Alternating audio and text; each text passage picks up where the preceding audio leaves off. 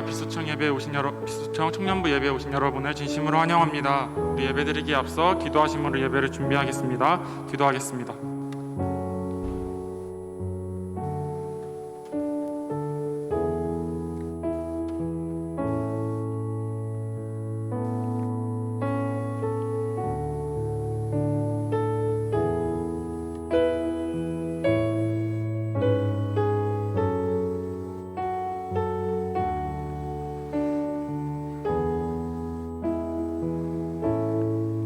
언제나 사랑이 많으시는 그 주님, 우리의 마음을 늘 감찰하시고 언제나 늘 우리의 마음을 심히 이해하시는 주님, 너무나도 감사합니다. 주님, 주님께서 언제나 우리에게 말씀하시고 우리에게 음성을 들려주시지만 우리는 언제나 다른 곳을 향하고 있고 주님과 멀리하였음을 고백합니다. 우리가 이제는 주님의 음성을 귀담아 듣기 위해 지금 이 시간 예배 가운데 나아갑니다. 주님, 예배를 통하여서 더욱더 주님을 향하게 하시고 주님을 닮아가는 귀한 시간 될 수 있도록 주님 도와주십시오. 주님, 오늘의 예배를 통하여서 또 오늘의 말씀을 통하여서 우리의 삶이 변화되어지는 귀한 시간 될 수 있도록 주님 도와주시고 인도하여 주십시오. 찬양할 때 기쁨과 은혜가 넘쳐나는 귀한 시간 될 수 있도록 주님 도와주십시오. 감사합니다. 귀하신 예수님의 이름으로 기도드렸습니다. 아멘. 주님께서는 우리가 기도하면 주님께서는 응답하여 주십니다. 믿으십니까? 그 하나님을 기억하면서 우리 다 같이 감사하며 찬양하도록 하겠습니다. 하나님의 음성을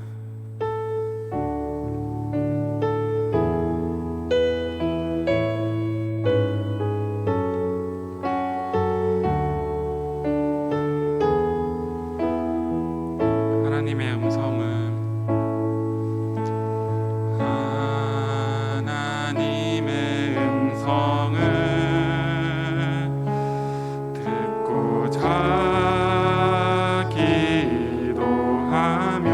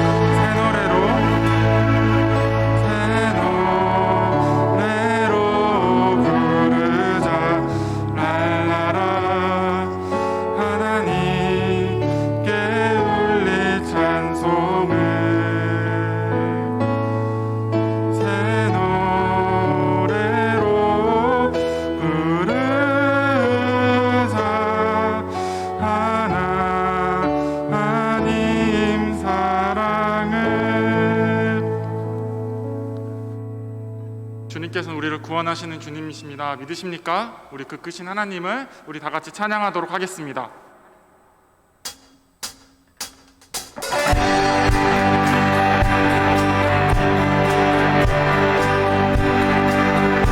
찬양 중에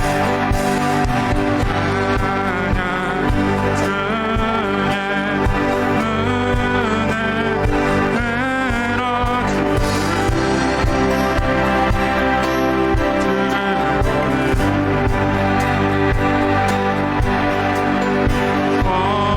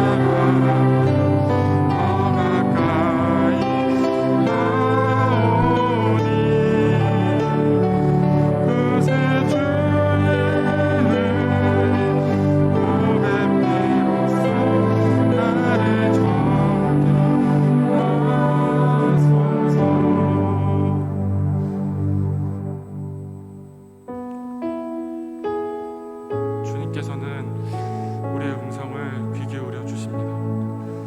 우리도 주님의 음성에 귀 기울여야 될 때입니다. 우리 그 마음을 담아서 주님, 내가 더욱더 가까이 가겠습니다 라고 고백하며 나아가는 시간 되도록 하겠습니다.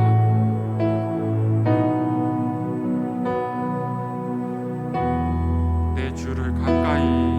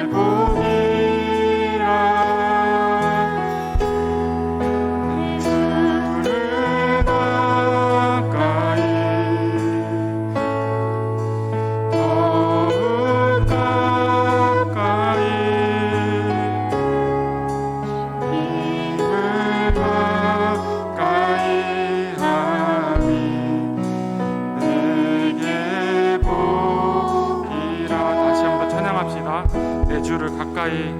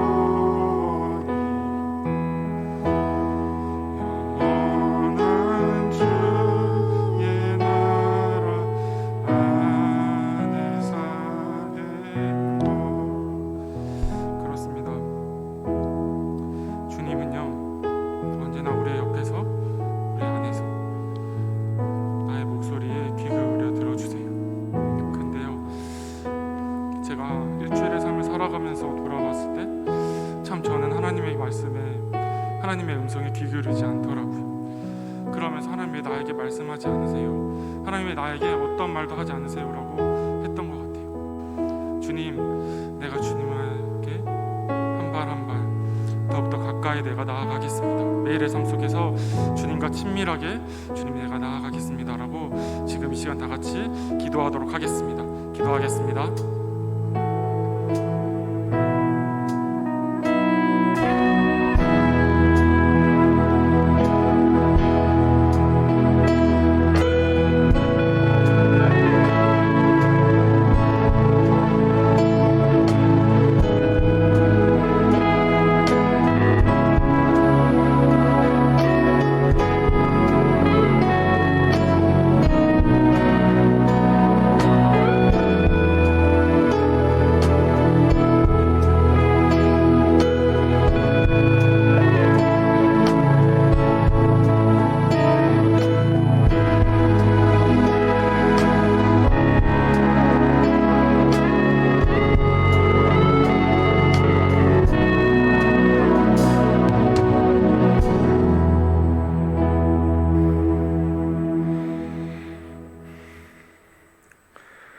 사랑으로 우리를 채워주시는 하나님, 이렇게 예배당에 함께 모여 주님께 온전히 예배드리는 시간을 허락하여 주심에 감사드립니다.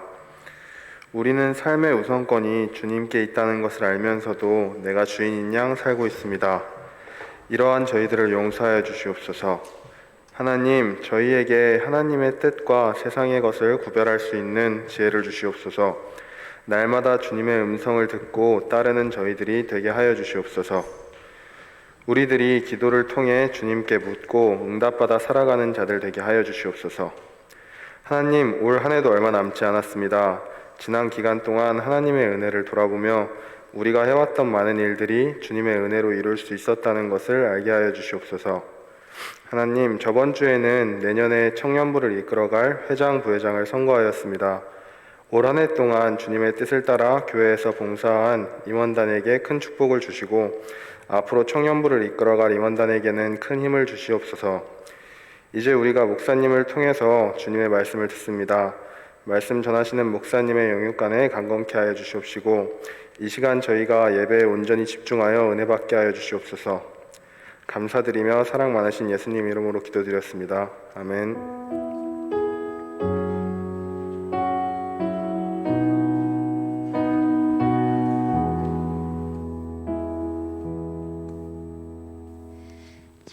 비조청 광고 시작하겠습니다. 예배 시간은 주일 오후 1시 30분입니다. 2021년 청년부 표어는 러브 인사이드 사랑 안에 거하라. 주제 말씀 다 같이 읽어보겠습니다. 시작. 하나님이 우리를 사랑하시는 사랑을 우리가 알고 믿었노니 하나님은 사랑이시라. 사랑 안에 거하는 자는 하나님 안에 거하고 하나님도 그의 안에 거하시느니라. 요한일서 4장 16절 말씀. 아멘. 청년부 유튜브 구독해 주시고 인스타 팔로우 해주세요. 헌금하실 때 청년부 땡땡땡 이름을 적어주세요.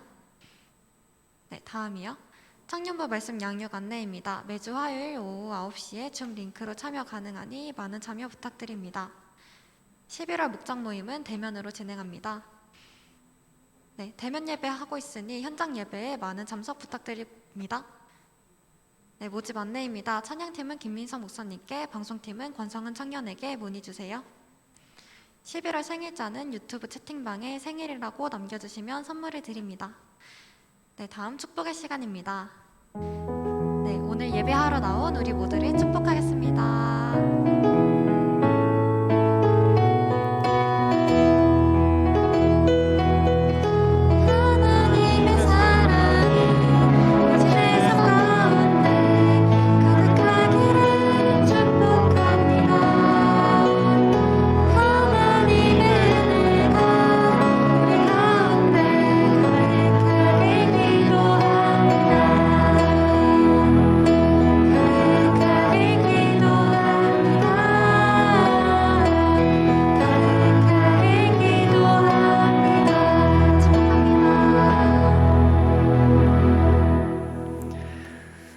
준비하신 예물 하나님께 봉헌하도록 하겠습니다.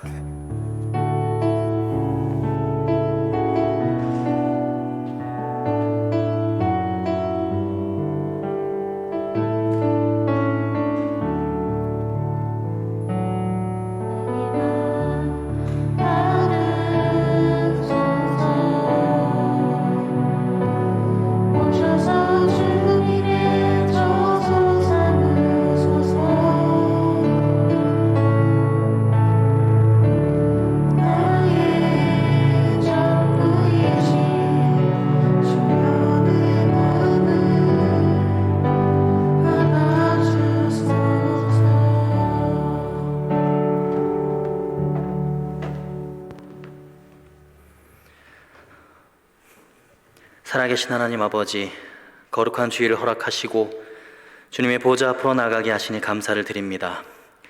주님께서 사랑하시는 빛과 소금교회 청년들이 한 주간도 각자의 삶의 자리에서 주님께서 맡겨주신 사명과 일을 감당하다가 주님의 날 주님께 엎드려 예배하오니 우리 예배를 기뻐 받아 주시옵소서.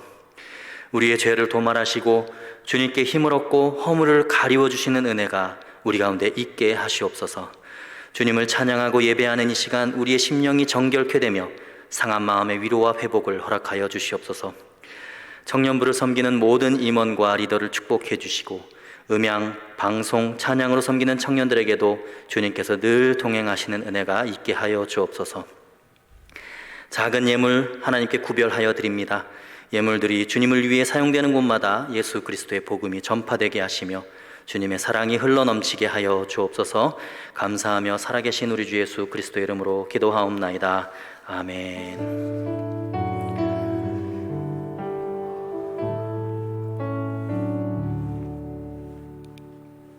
할렐루야, 할렐루야. 네, 우리 하나님께 영광의 박수 올려드리겠습니다.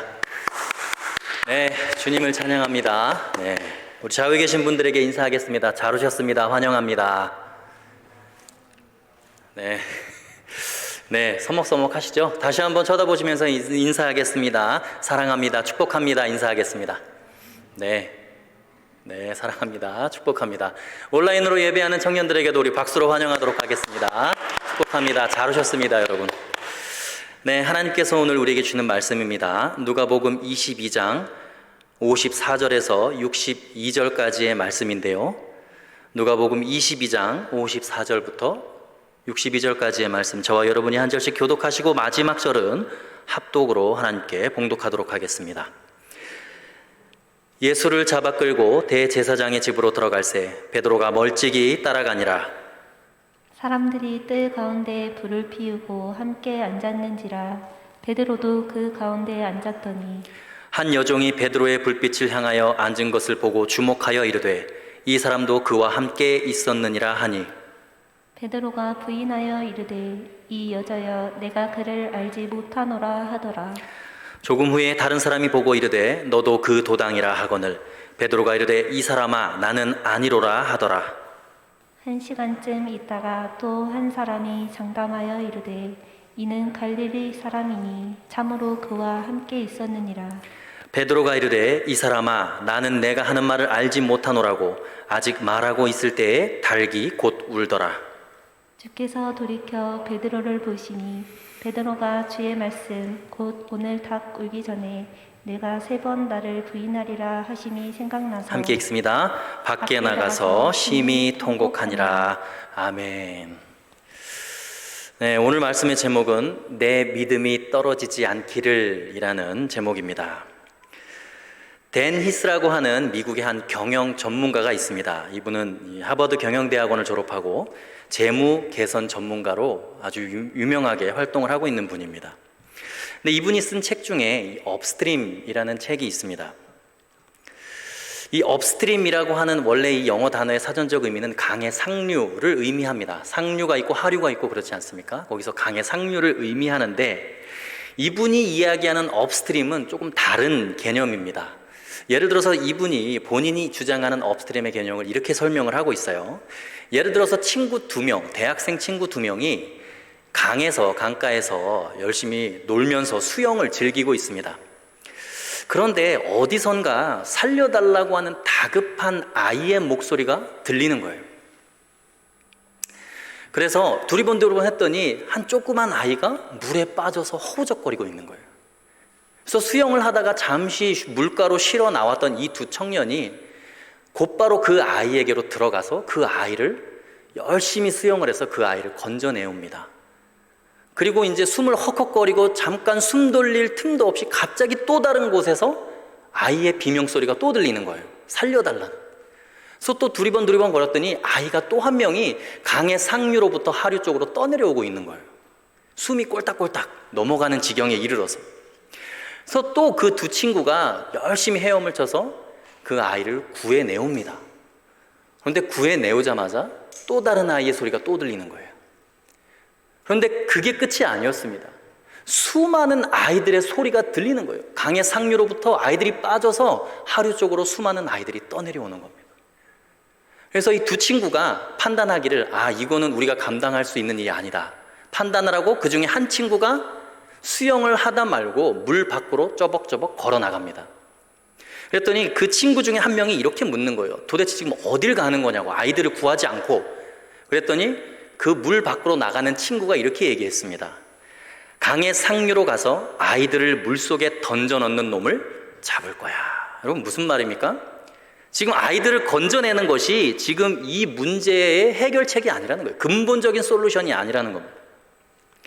애초부터 아이들이 강물에 빠지지 않도록 하는 것이 이 문제를 해결하는 가장 근본적인 솔루션이라고 이야기를 하는 것이죠. 여러분, 우리 인생에서 업스트림 활동이라는 것이 무엇이냐? 문제가 아예 발생하지 않도록, 문제를 미리 예견하고 예방하는 것을 업스트림이다라고 이 저자가 주장을 하는 것이죠. 그러면 반대로 다운스트림 방식의 삶은 무엇일까요, 여러분? 문제가 일어나고 여러 가지 고난과 역경 속에서 그 문제에 대처하기에 급급한 수동적이고 피동적인 삶의 태도, 이것을 다운스트림 방식의 삶의 태도라고 합니다. 사람들은 모두가 다 누구나 뒤늦게 문제가 발생한 후에 어려움을 겪으면서 그 문제에 반응하면서 살아가기보다 미리 예방하면서 살아가기를 다 원합니다. 그리고 그러한 사회적 시스템과 사회적 구조 속에서 우리 현대인들은 살아가기를 원한다는 거예요. 근데 그럼에도 불구하고 모든 현대인들은 놀랍게도 문제가 발생하기 전에 문제에 대해서 미리 선제적으로 대응하고 예방하기보다 문제가 이미 발생한 이후에 그것을 메꾸려고 하고 그것에 대응하기 위해서 급급한 삶을 살아가는 사람들이 대부분이라는 거예요. 자, 여러분은 어떻습니까? 여러분은 어떤 방식의 삶을 살아가고 계십니까? 발생할 문제를 미리 예견하고 미리 선제적으로 대응하면서 업스트림 방식의 삶을 살고 계십니까? 아니면 문제가 이미 발생한 이후에 그 문제에 반응하기에 급급한 다운스트림 방식의 삶을 살아가고 계십니까? 여러 가지 사회적 재난, 국가적인 위기, 사회의 인프라의 붕괴, 그리고 코로나의 팬데믹까지 전부 다 이 업스트림 방식의 사회적 훈련에 실패했기 때문이라고 이 저자는 이야기를 하는 거예요. 여러분, 여기서 더 중요한 사실이 있습니다. 그것은 뭐냐면 업스트림 방식의 삶을 왜 우리가 추구해야 하는가, 그 태도를 왜 추구해야 하는가입니다. 업스트림 방식의 사회적 시스템과 삶의 방식을 추구해야 하는 이 근본적인 이유가 뭐냐면 나에게 있어서 가장 소중하다고 여겨지는 것들, 가장 소중한 가치를 지켜내기 위함이라는 거예요. 누군가에게는 사랑하는 가족이 가장 소중한 가치일 수 있습니다. 누군가에게는 자신의 삶의 터전일 수 있어요. 환경일 수 있습니다. 누군가에게는 자기가 소유한 재산이 될 수 있겠죠. 소유가 될 수 있겠죠. 여러분, 그렇게 따지고 본다면 신앙생활도 마찬가지입니다. 고난의 상황, 위기의 문제들이 발생했을 때 그리스도인들의 가장 본질적인 것, 가장 소중한 가치인 주님을 향한 우리의 믿음이 무너지지 않도록 하기 위해서 우리의 신앙생활도 업스트림 방식의 삶이 필요하다라는 것입니다. 영적인 업스트림 방식의 신앙 훈련이 너무나 중요하다는 거예요. 자, 오늘 본문의 베드로를 보십시오. 주님을 3번이나 부인했습니다. 사실 베드로는 일생일대의 가장 위기의 상황에 놓여 있는 거예요. 왜냐하면 자기가 그렇게 3년 동안 목숨 걸고 따라다녔던 예수님이 체포되는 위기의 상황 속에서 자신의 인생에서 가장 본질적이고 소중한 가치를 잃어버리는 고통을 겪게 됩니다. 주님을 향한 자신의 믿음이 무너져 내린 거예요. 3년 동안 그분 한 분만 신뢰하며 따라다녔는데, 그분만 믿었는데 위기의 상황 앞에서, 고난의 현실 앞에서 쉽게 주님을 버리는 그런 안타까운 순간을 맞이하고 있는 것이죠. 자신의 믿음이 무너져 내린 거예요. 도저히 회복이 불가능한 상태로 울며 통곡하고 있습니다. 사실 놀라운 것은 예수님께서 베드로에게 이런 상황이 있을 것이다라는 것을 이미 반복해서 많이 말씀하셨어요. 집중적으로, 아주 구체적으로 이야기를 해주셨습니다. 근데 베드로는 왜 다 알고 있으면서 이렇게 실패를 했을까요? 왜 업스트림 방식의 신앙훈련에 실패를 했을까요? 베드로야, 네 믿음이 떨어지지 않도록 내가 너를 위해서 기도해 줄게. 그러니까 너 깨어서 기도하고 정신 바짝 차려야 된다. 근데 결국은 네가 닭이 울기 전에 3번 나를 부인할 거다. 그러니까 너 정신 바짝 차려야 돼. 믿음 잃어버리면 안 돼. 주님이 이미 예견하시고 말씀해 주셨어요. 예수님께서 너무나 자세하게 일어날 문제들에 대해서 구체적으로 이야기를 해 주셨습니다. 결국 그렇지만 예수님을 부인하고 저주하고 심히 통곡하면서 절망의 수렁에 빠져 있는 게 오늘 본문의 베드로의 상황인 거예요. 자, 베드로는 왜 자신의 믿음을 지켜내지 못했을까요? 이유는 베드로는 자신의 믿음을 지키기 위한 영적인 업스트림 신앙 훈련에 실패했기 때문이에요. 고난의 상황 속에서 자신의 신앙의 영역 안에서 발생할 수 있는 영적인 문제에 대한 선제적 대응에 실패했기 때문입니다. 여러분, 우리가 이 부분에서 실패하면 오늘 본문의 베드로처럼 우리 인생에서 울며 통곡하는 일이 반드시 있게 될 수밖에 없어요. 여러분들의 삶에서 지금 겪고 있는 해결할 수 없는 여러 가지 문제들, 고난의 현실들, 아픔들, 사실 모든 것이 하나님의 주권 아래에 있기 때문에 우리가 스스로 어떻게 할 수 있는 영역은 아니에요. 사실 주님의 손에 달려 있습니다. 그러나 핵심은 우리의 믿음을 잃어버리지 않는 거예요. 주님을 끝까지 신뢰하는 겁니다. 중요한 것은 우리의 신앙이에요. 그렇다면 고난의 상황, 위기의 순간을 어떻게 선제적으로 대응하면서 우리의 믿음이 떨어지지 않도록 주님을 향한 우리의 믿음을 지켜낼 수 있을까요? 그렇게만 될 수 있다면 어떤 상황에서든지 우리는 하나님 앞에서 통곡하지 않을 수 있을 것이고 후회하지 않을 수 있을 것이고 고난 중이라도 우리가 지켜낸 그 믿음을 붙잡고 다시 일어설 수 있게 될 것입니다. 오늘 그 비결을 베드로를 통해서 한번 살펴보도록 하겠습니다. 자, 인생의 문제 앞에서 우리의 믿음이 무너지지 않을 수 있는 첫 번째 방법, 그것은 바로 주님과 밀착하는 것입니다. 주님과 밀착하는 것. 오늘 본문의 54절 말씀 보시죠. 54절 말씀 자막 한번 띄워주세요. 베드로가 위기가 닥쳤을 때 어떤 모습이었는지 한번 보십시다. 54절 함께 읽어보겠습니다. 시작. 예수를 잡아 끌고 대제사장의 집으로 들어갈새 베드로가 멀찍이 따라가니라. 지금 예수님이 잡혀서 끌려가고 있는 상황에서 베드로는 어떻게 따라갔어요? 지금 멀찍이 따라가니라 라고 기록이 되어 있습니다. 여러분, 지금 베드로가 왜 멀찍이 따라갔을까요? 다른 제자들은 지금 어떻게 했습니까? 예수님 버리고 다 도망갔어요. 그럼 베드로는 어떻게 해야 되는 거예요?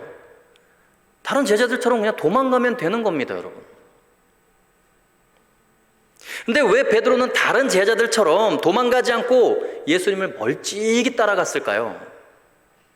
여러분, 베드로는 지금 굉장히 고민이 많았을 것입니다. 예수님이 체포를 당하시는 순간에 예수님이 능력을 행하셔서 예수님을 잡으러 온 그 사두개인들과 대제사장들의 수하들을 다 쓸어버리셔야 되는데, 천군 천사를 동원해서 이 상황을 완전히 해결해야 되는데 너무나 무기력하게 끌려가는 예수님의 모습에 베드로가 당황한 거예요.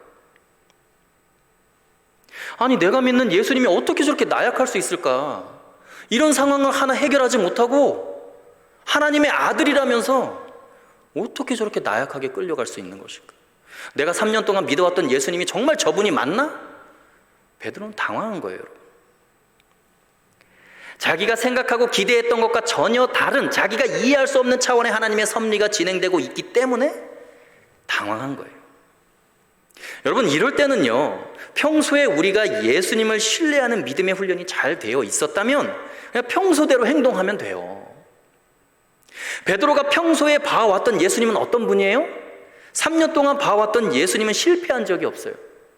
진리만을 선포하시는 분이에요. 사람들을 살리고 생명을 구하고 안진뱅이를 일으키고 어려운 자를 도와주는 선한 분입니다. 그러면 어떻게 하면 되는 거예요? 평소에 그분과 늘 가까이 있었고 그분의 곁에 친밀하게 붙어 있었으면 평소처럼 예수님 편을 들고 예수님 곁에 바짝 붙어서 밀착해 있으면 되는 거예요. 오히려 예수님은 평소에 베드로를 늘 가까이 하셨어요. 베드로보다 항상 다른 제자들과 구별해서 베드로는 꼭 데리고 다니셨어요. 변화산에도 베드로는 꼭 데리고 갔어요. 겟세마네 동산에 올라갈 때도 다른 제자들은 몰라도 베드로는 꼭 데리고 가셨어요. 베드로를 그렇게 가까이 하셨다는 거예요. 그러니까 지금 베드로는 예수님이 체포를 당하는 이 상황에 어떻게 하면 되는 거예요? 평소에 예수님 앞에서 큰 소리 쳤던 것처럼 내가 이분의 제자다, 차라리 나를 잡아가라. 원래 베드로 스타일대로 그냥 하면 되는 거예요. 아니면 차라리 다른 제자들처럼 솔직해질 필요도 있습니다. 나 진짜 무섭다. 나는 우리 주님이 저렇게 될 줄 몰랐어. 그냥 하면서 차라리 도망가면 되는 거예요. 그랬다면 오늘 본문에서처럼 혼자 통곡할 일은 없었을 겁니다. 근데 지금 멀찍이 따라가는 이유가 뭐예요? 왜 베드로는 다른 제자들처럼 예수님과의 관계에 있어서 솔직하지 못한 걸까요? 그 누구보다 자기는 주님을 사랑한다고 이야기를 했거든요. 예수님께서 이렇게 말씀하셨어요. 모든 제자들이, 다른 제자들이 다 나를 버리고 도망갈 것이다, 떠날 것이다 그랬더니 베드로가 나는 저 인간들하고 다릅니다. 나는 주님이 죽는 곳 어디든지 내가 주님 따라가겠습니다 라고 이야기를 했거든요. 그러니까 본인이 그렇게 고백한 말이 있는 거예요. 그러니까 다른 제자들처럼 도망가면 자신의 신앙의 양심상 그걸 용납할 수가 없는 거예요. 자기 자신을. 그렇다고 예수님이 죽으시는 곳까지 또 바짝 밀착해서 따라갈 수가 없는 거예요. 두려우니까. 무서운 거예요. 그러니까 어떻게 해요? 따라가긴 따라가는데 어정쩡하게 멀찍이 따라가는 거예요. 적당히 자기 양심도 지키면서 다른 사람들에게 적당히 욕도 안 먹으면서 신앙의 양심 그냥 적당히 찔리지 않을 정도로만 지키면서 멀찍이 따라가는 거예요. 그래도 나는 도망간 저 인간들하고 나는 다르다. 자기 스스로 합리화하는 거예요. 그럼 또 도망가고 있는 제자들로 하여금 어떤 생각이 들게 하느냐? 제자들이 열심히 도망가다 보니까 베드로가 보이지 않는 거예요. 야, 베드로 어디 갔어? 역시 베드로다. 수제자다. 예수님 죽는 그곳에 본인도 따라 죽기 위해서 같이 있구나. 다른 사람들에게는 이런 인식을 또 갖게 하는 거예요. 그럼 여러분, 베드로가 지금 관심 가지는 것은 이 상황이 옳으냐 그르냐의 문제가 아닙니다. 이것이 진리냐 비진리냐의 문제가 아니에요. 그냥 위기가 닥치니까 자기 중심적으로 생각하고 판단하고 행동하는 거예요. 자기 중심적으로 상황에 반응하게 바쁩니다. 완벽한 다운스트림 방식의 태도입니다. 여러분, 위기의 순간에 사람들은 극도로 자기 중심적으로 행동하고 선택합니다. 평소에 그렇게 주님을 위해서 죽겠다라고 고백했던 사람도 위기가 닥치니까 갑자기 예수님과 거리감 두는 거예요. 그래서 완전히 예수님을 욕하고 예수님을 버리지도 않아요. 어정쩡해요. 왜요? 만약에 이렇게 먼 발치에서라도 예수님을 따라가지 않으면 어떻게 됩니까? 평소에 자기 자신이 그렇게 믿음으로 맹세하고 고백했던 거 다 거짓이라는 게 폭로가 되잖아요. 그러니까 결국은 이런 위선적인 행동이 나오게 되는 거예요. 예수님과 밀착할 수가 없는 거예요. 멀찍이 따라가는 겁니다. 여러분, 우리는 너무나 세상 사람들의 눈을 의식합니다. 그래서 용감하게 하나님 앞에서 바른 선택을 하지 못하고 위기가 닥치면 꼭 평소와 다른 행동을 하게 되는 거예요. 그렇게 되면 나중에 심히 통곡할 수밖에 없는 상황이 반드시 벌어져요. 그러니까 여러분, 위기 때는요, 어떤 결정을 즉흥적으로 자기 중심적으로 함부로 내리면 안 돼요. 평소에 내가 주님을 어떻게 사랑했었지?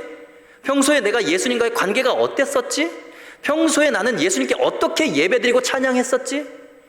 위기 때에도 그 모습 그대로 그 자리에서 그대로 행동하는 거예요.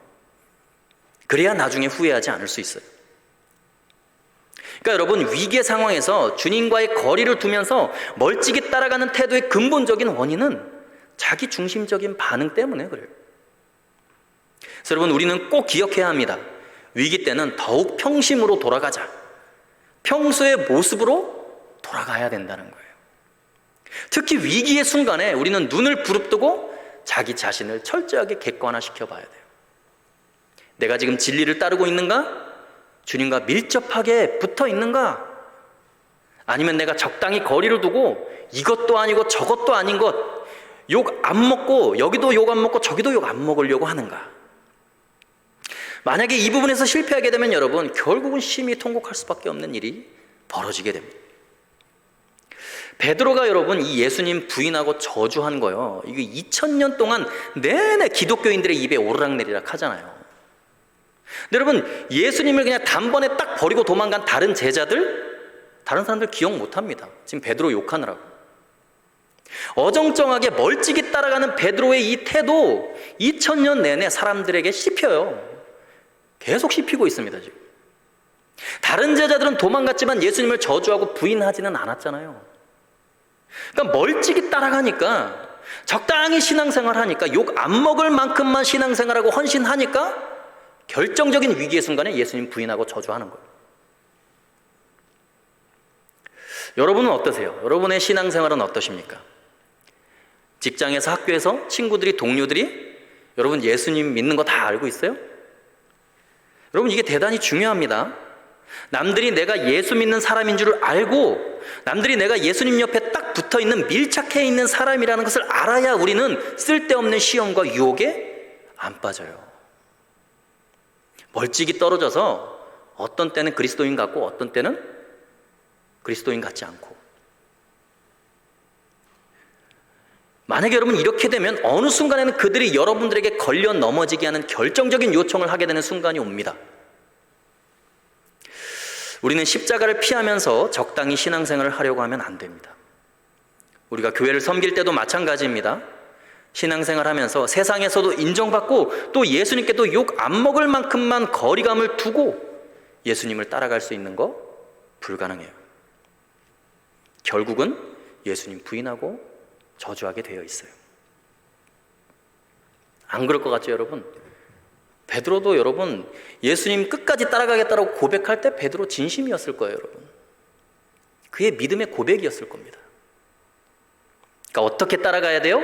아주 밀착해서, 그러니까 붙어있는 정도가 아니라 오직 내 안에 예수 그리스도만이 존재한다. 그분이 십자가에 못 박히면 나도 함께 십자가에 못 박힌 존재다. 그렇게 고백을 하며 살아가야 되는 거예요. 여러분, 예수님은 죄가 없으신 그분이 십자가에서 죄인들과 함께 죄인들의 가장 중심에서 십자가에 못 박히셨어요. 예수님은 죄인인 우리와 밀접하게, 우리와 동일하게 한결같은 고난을 함께 당하신 거예요.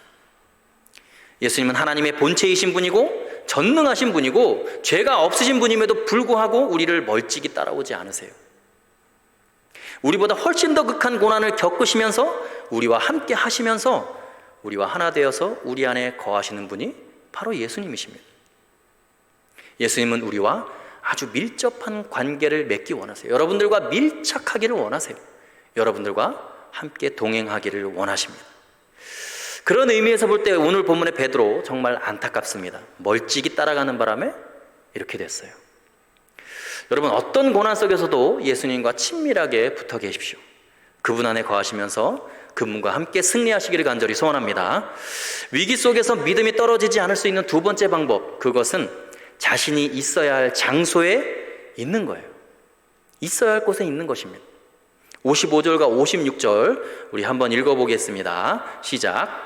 사람들이 뜰 가운데에 불을 피우고 함께 앉았는지라 베드로도 그 가운데에 앉았더니 한 여종이 베드로의 불빛을 향하여 앉은 것을 보고 주목하여 이르되 이 사람도 그와 함께 있었느니라 하니.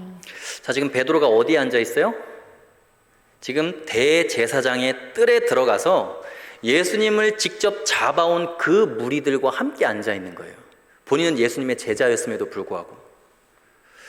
여러분, 베드로는 원래 어디 있어야 되는 거예요? 지금 이 여종이 얘기하잖아요. 베드로에게 뭐라 그래요? 그와 함께 있었느니라. 이 여종이 얘기하잖아요. 이 사람 베드로는 예수와 함께 있었느니라. 근데 지금 우리 가운데 앉아있는 게 이상하다는 거예요. 야, 너 예수님 편이었잖아. 예수님의 제자였잖아. 너 예수와 함께 있어야 되는 거 아니야 지금? 근데 왜 너 지금 예수님을 잡아온 이 무리들과 왜 함께 있는 거야? 이상하다 너. 여러분, 이게 굉장히 심각한 문제입니다. 우리는요, 어느 편에 설 것인가를 분명히 해야 돼요. 적당히 마음 편히 있을 곳, 사람들 눈치 보면서 사람들에게 적당히 인정받으면서 멀리서 예수님도 따라가는 척하면서 이쪽도 위하고 저쪽도 위하고 양쪽을 왔다 갔다 해요. 그러면 나중에 여기서도 욕먹고 저기서도 욕먹게 되어 있어요.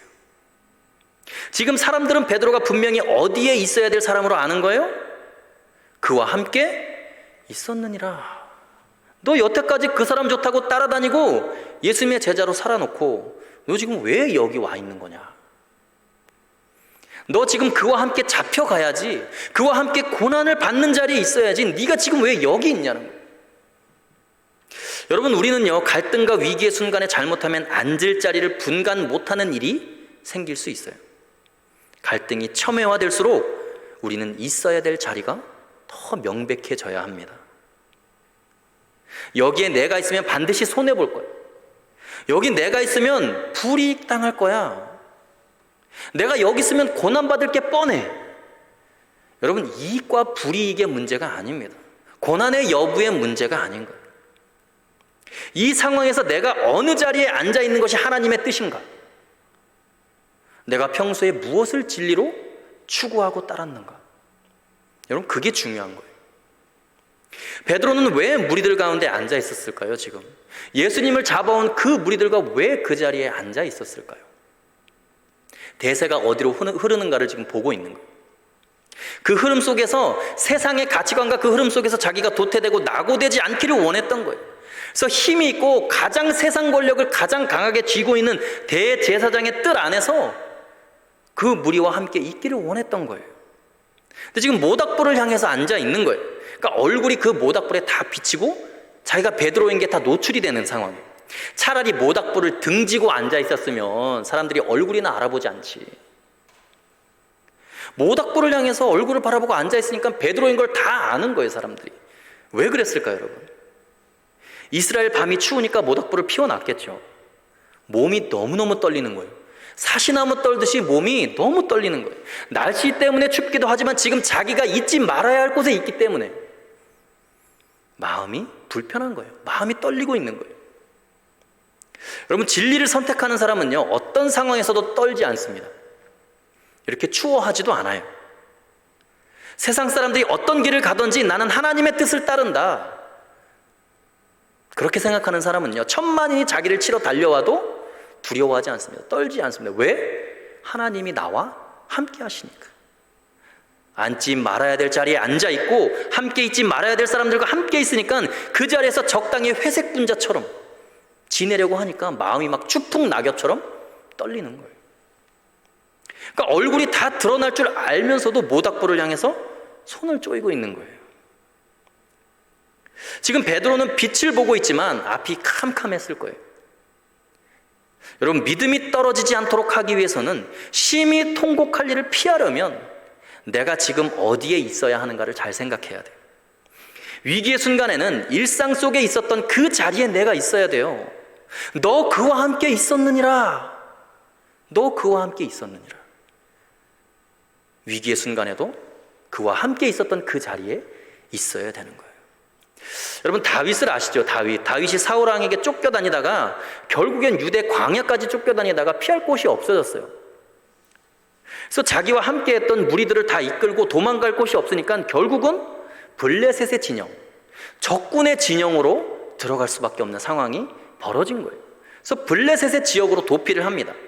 근데 거기가 어디냐면 자기의 철천지 원수, 자기 손으로 죽였던 골리앗의 고향인 가드 지역으로 숨어 들어가요. 결국은 가드 왕 아기스에게 피하게 됩니다. 그 수하로 들어가게 되는 거예요. 근데 여러분, 그것이 다윗의 인생에 있어서 결국은 울면서 통곡할 일을 만들고야 마는 거예요. 여러분, 아무리 힘들어도요, 내가 잡혀서 죽임을 당할지라도 나는 이스라엘 사람으로 있어야 되는 거예요.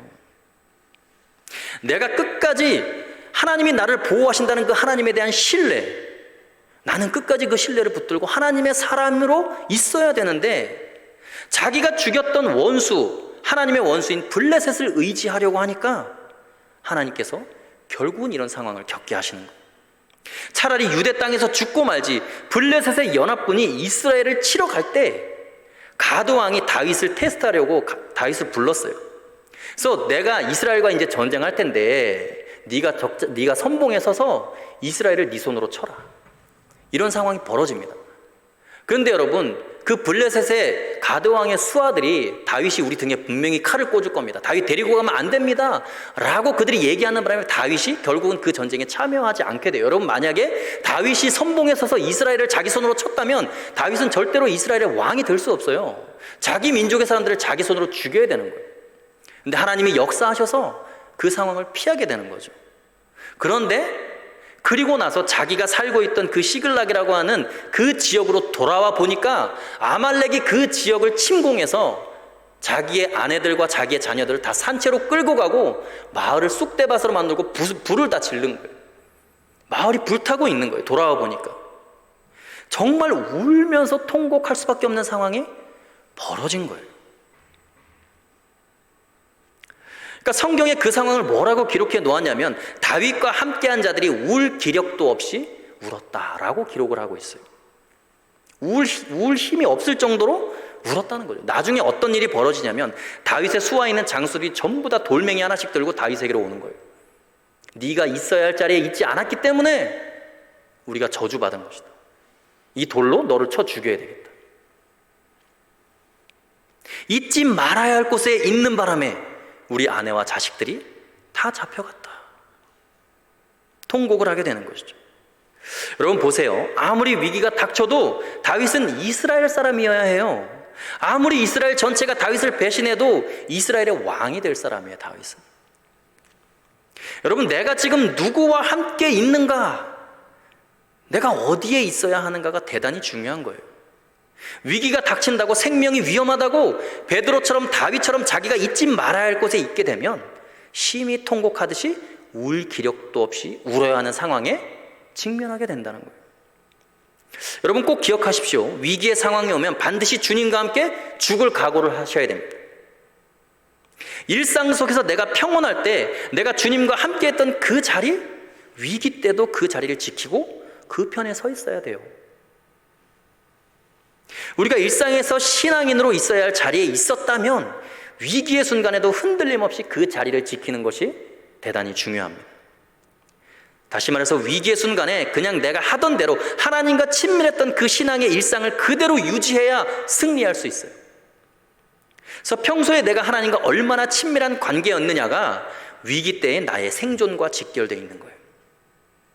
다윗이 목동이었을 때 자신의 양들을 지키기 위해서 매일매일 나타나는 맹수들을 대하는 그의 일상의 다윗의 태도와 국가적인 위기 가운데 골리앗이 나타났을 때에 골리앗을 대하는 다윗의 태도가 어때요? 동일합니다. 평소에 그 태도예요. 똑같습니다. 사자와 곰의 위협 속에서도 자기를 지켜주셨던 그 만군의 여호와 하나님이 저 할례받지 않는 자의 손에서도 우리를 지키실 것이다. 그러니까 일상의 순간이나 위기의 순간이나 다윗은 늘 똑같았어요. 동일하게 그의 선택은 하나님 편에 서 있는 것이었어요.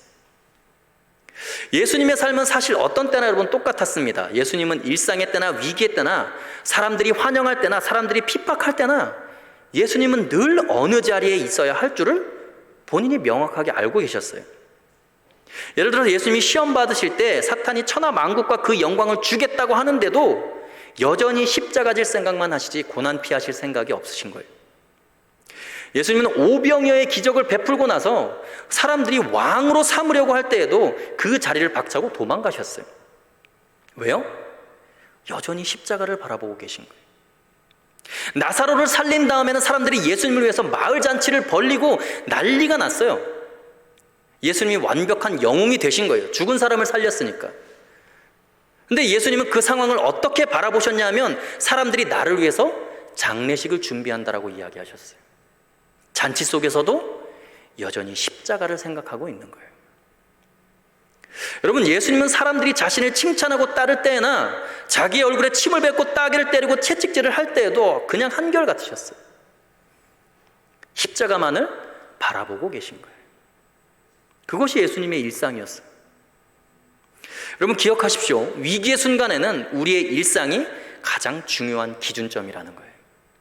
위기의 순간에 여러분들이 있어야 할 자리는 일상의 그 자리입니다. 내가 평소에 주님과 함께 있었던 그 자리.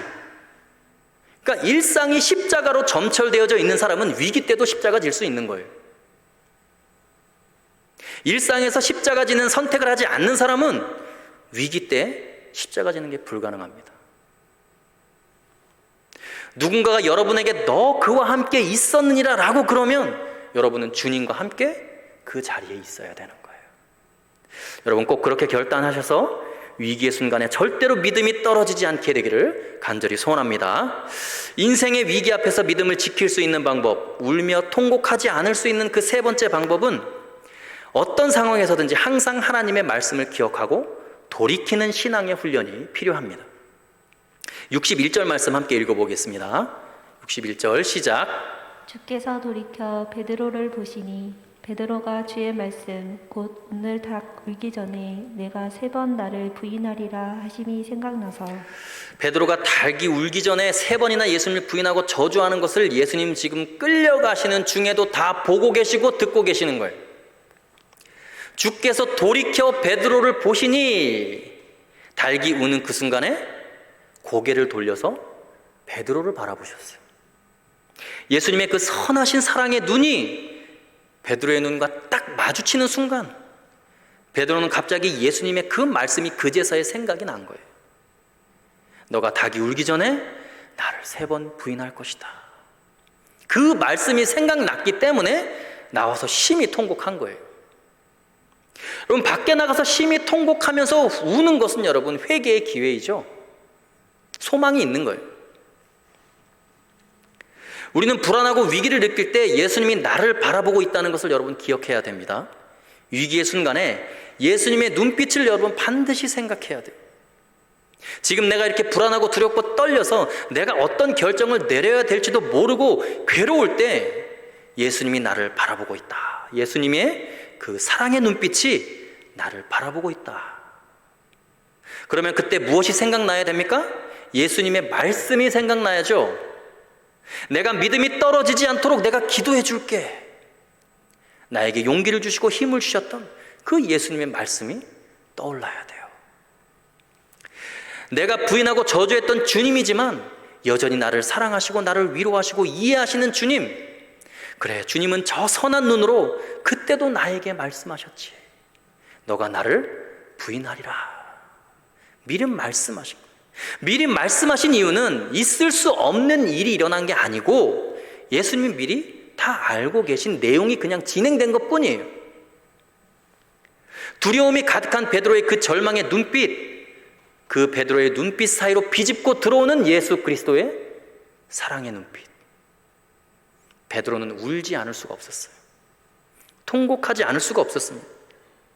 우리를 향한 사랑과 용서에 대한 확신이 있기 때문에, 나를 너무너무나 잘 아시는 주님이라는 것을 알기 때문에 우리는 벌거벗은 모습 그대로, 내가 실수한 이 모습 그대로 주님 앞에 통곡할 수 있는 것이 은혜입니다. 배신자인 자신을 이미 용서하신 것이 생각나서 그래서 나가서 심히 통곡하며 울 수 있었던 거예요. 여러분, 이렇게 나가서 심히 울며 통곡할 수 있다는 것은 은혜입니다. 지금 이렇게 된 것이 나의 잘못된 결정 때문이고 주님에 대한 나의 배신 때문이고 멀찍이 떠났기 때문이고 잊지 말아야 할 자리에 앉아 있었기 때문이지만, 그래도 여전히 주님의 그 눈빛이 우리에게 닿으면요, 그 모든 절망과 좌절과 통곡, 그것이 새로운 기회로 바뀌어집니다. 그 울음과 통곡이 회개의 기회가 되는 거예요. 여러분, 누가복음 22장 31절에서 34절에 주님이 이미 이런 일이 발생할 줄 알고 말씀하신 내용이 나와 있습니다. 우리 함께 읽어보겠습니다. 시작. 시몬아 시몬아 보라, 사탄이 너희를 밀 까부르듯 하려고 요구하였으나 그러나 내가 너를 위하여 내 믿음이 떨어지지 않기를 기도하였노니 너는 돌이킨 후에 내 형제를 굳게 하라. 그가 말하되 주여 내가 주와 함께 오게도 죽는 데에도 가기를 각오하였나이다. 이르시되 베드로야 내가 내게 말하노니 오늘 닭 울기 전에 내가 3번 나를 모른다고 부인하리라 하시니라. 여러분, 여기에 보면 주님께서 베드로가 그 일을 저지르기 전에 이미 그 일을 다 아셨고 이미 용서하신 것을 어떻게 알 수 있냐? 32절에 보면 그러나 내가 너를 위하여 내 믿음이 떨어지지 않기를 기도하였노니 너는 어떻게 한 후에? 돌이킨 후에, 돌이킨 다음에 내 형제를 굳게 하라. 오히려 네가 회개하고 울며 통곡하고 돌이키는 일이 있으면 너는 나의 일꾼이 될 수 있고 다른 사람을 굳건히 하고 위로할 수 있다. 여러분, 예수님께서 베드로가 실수하기 전에 이미 그 일을 다 알고 계셨고 자신의 잘못을 이미 말씀해 주시고 용서해 주셨다는 그 말씀을 기억하고 나서 베드로가 어떻게 했어요? 울며 통곡하고 돌이켰기 때문에 지금 베드로는 여전히 위대한 사도로 위대하게 칭송을 받고 하나님께 귀하게 쓰임받을 수 있었어요. 하루에 3,000명씩 구원하고 수많은 사람들이 믿음을 굳건히 할 수 있는 위대한 사도가 될 수 있었던 거예요. 주님께서 하셨던 그 말씀을 기억하고 울며 불며 그 즉시로 회개하고 돌이켰던 베드로. 그래서 베드로를 보면 우리는 절망했던 나 자신을 추스를 수 있는 거예요. 여러분, 주님 말씀에 관심도 없고 통곡하면서 자신을 돌이키지 않은 사람은 어떻게 될까요? 그러면 똑같이 잘못을 하고 예수님을 부인하고 팔아 넘겼던 가룟 유다도 예수님께서 유다에게 너가 나를 팔아 넘길 것이다 라고 미리 말씀해 주셨어요. 나를 팔아 넘길 자가 함께 나와 함께 그릇에 손을 넣을 것이다. 유다가 손을 넣었어요. 미리 알려주셨어요. 그래서 본인이 팔아 넘길 것을 유다는 미리 알고 있었어요. 여러분, 나중에 유다는 어떻게 했습니까? 주님의 말씀 기억하지도 않고 생각하지도 않고 울며 회개하고 통곡하지도 않았어요. 끝까지 회개하지 않았습니다. 내가 회개할 바에 어떻게 해요? 차라리 내가 자살하겠다. 죽어도 자기 자신의 잘못을 시인하고 회개하지 않고 돌이키지 않았어요. 그러니까 여러분, 똑같이 실수했지만 유다는 팔았고 베드로는 부인하고 저주했지만 말씀을 기억하고 회개하고 통곡한 사람에겐 희망의 길이 열리는 거예요. 소망의 길이 열리는 거예요. 끝까지 책임 회피하고 회개하지 않았던 가룟 유다는 제자들의 무리를 떠난 정도가 아니라 아예 세상을 떠나버렸어요. 위기의 순간에 말씀을 기억하고 돌이키지 않으면 구원의 소망은 사라지는 거예요. 그럼 베드로가 평소에 예수님 앞에서 했던 그 믿음의 고백들, 예수님과 함께 죽기까지 함께 하겠노라고 다른 사람들보다 내가 더 주님을 사랑한다고 고백했던 그것들 전부 다 진심이었을 거예요. 거짓 아닙니다. 근데 그 고백들이 진짜 믿음인지 아닌지 위기의 상황을 직면해 봐야 알 수 있는 거예요. 목숨이 위태로운 상황 속에서 이제 정말 내 인생 끝났다, 그런 그 정도의 심각한 현실의 위기 앞에서 여러분, 주님 원망하지 않고 주님 부인하지 않고 여전히 주의 주되심을 인정하고 평소에 주님께 올려드렸던 그 진심으로 가득 찬 그 사랑의 고백, 믿음의 고백 끝까지 여러분들이 지킬 수 있다면 여러분들의 믿음 진짜겠죠.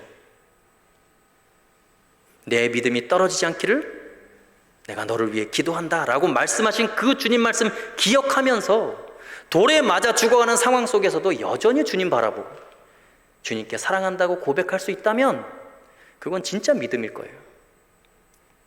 여러분, 꼭 그렇게 위대한 믿음의 청년들 다 되시기를 바랍니다.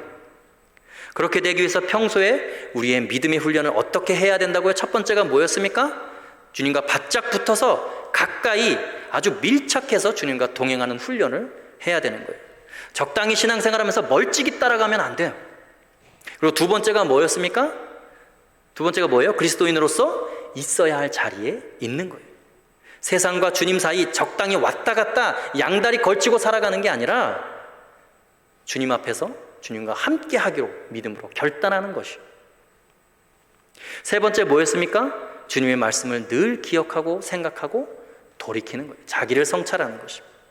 오늘 이 말씀을 통해서 여러분과 제가 정말 주님 앞에서 바른 선택을 하고 있어야 할 자리를 견고하게 지키면서 믿음이 떨어지지 않도록 우리를 위해 기도해 주신다고 하시는 그 주님의 말씀 기억하면서 하나님 앞에서 날마다 거듭나고 새로운 기회를 얻고 위대하게 쓰임받는 청년들 다 되실 수 있기를 주님의 이름으로 축원합니다. 시간 함께 기도하겠습니다. 시간 함께 기도하실 때에 그렇게 기도하겠습니다. 하나님, 우리의 삶의 자리에서 주님과 동행하기를 원합니다. 우리의 삶의 자리에서 주님과 늘 가까이 있기를 원합니다. 내가 주님을 잊고 살았고 내가 주님을 멀리 떠나 있었지만 주님은 나를 한순간도 놓지 않으셨고 나와 늘 동행하시고 나와 늘 가까이 있기를 원하셨던 그 주님 앞에 나의 삶을 드리기를 원합니다.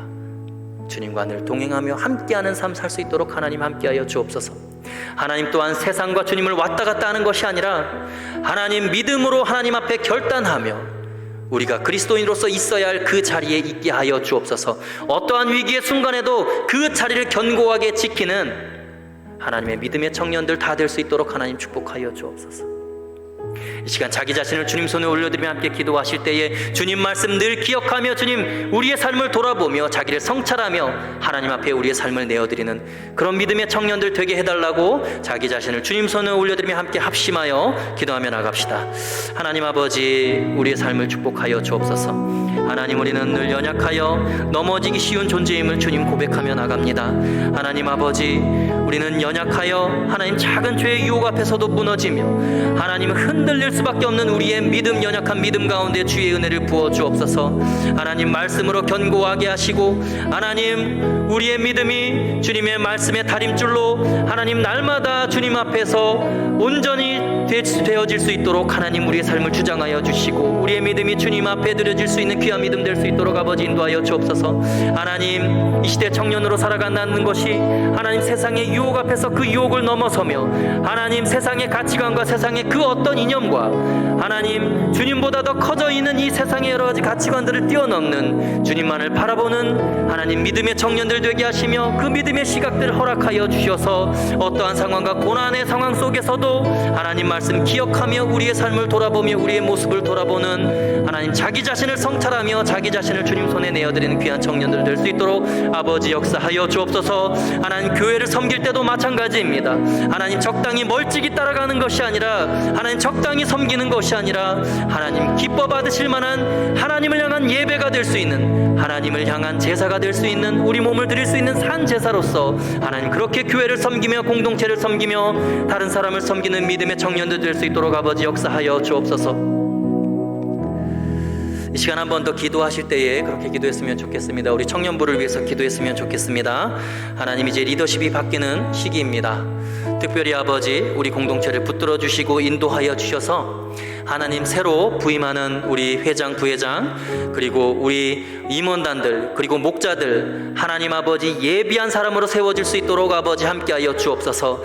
하나님 함께 공동체를 견고히 세워가며 하나님이 기뻐 받으실 만한 예배가 이곳 가운데서 드려질 수 있는 믿음의 공동체 되게 하여 주옵소서. 사랑으로 서로를 보듬으며 사랑으로 서로의 허물을 덮으며 하나님 앞에서 온전히 올려드리는 귀한 청년들 공동체 될 수 있도록 아버지 인도하여 달라고 우리 새로 선출될 리더십을 위해서 우리 공동체를 위해서 2022년 우리 빛과 송교회 청년부를 위해서 이 시간 함께 하나님 앞에 기도하며 나갑시다.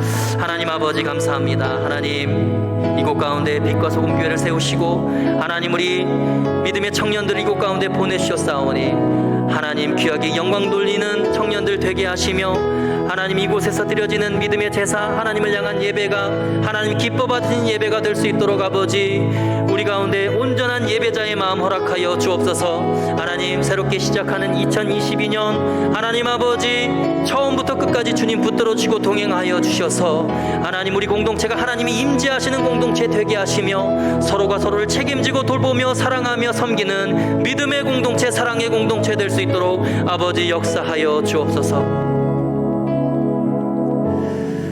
살아계신 하나님 아버지 감사합니다. 하나님 우리 청년들 주님과 늘 동행하는 삶 살게 하시고 각자가 있어야 할 자리에 주님 있게 하시며 위기의 순간에도 하나님 말씀 붙들고 그 순간을 넘어서는 현실의 고난과 역경을 이겨낼 수 있는 그런 믿음의 청년들 되게 하여 주옵소서.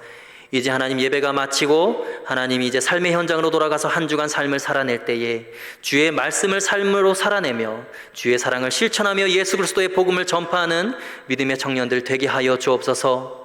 또한 아버지 우리의 생각을 주장하여 주시고 우리의 마음을 주장하여 주셔서 하나님을 사랑하고 이웃을 사랑하기 원하시는 그 하나님의 계명 앞에 우리의 삶을 귀하게 내어드리는 믿음의 청년들 되게 하여 주옵소서. 이제는 우리 구주 예수 그리스도의 은혜와 하나님 아버지의 크신 사랑하심과 성령님의 감화 감동 교통 충만 위로하심이 고난의 현장에서도 주님과 밀착하며 동행하기를 소원합니다. 그리스도인으로서 있어야 할 자리를 지키며 주님의 말씀을 삶으로 살아내는 믿음의 청년들 되기를 소원합니다. 믿음으로 결단하며 삶의 현장으로 나가는 사랑하는 빛과 소금교회 모든 청년들 머리 위에 이제로부터 영원까지 함께 하시기를 간절히 축원하옵나이다. 아멘.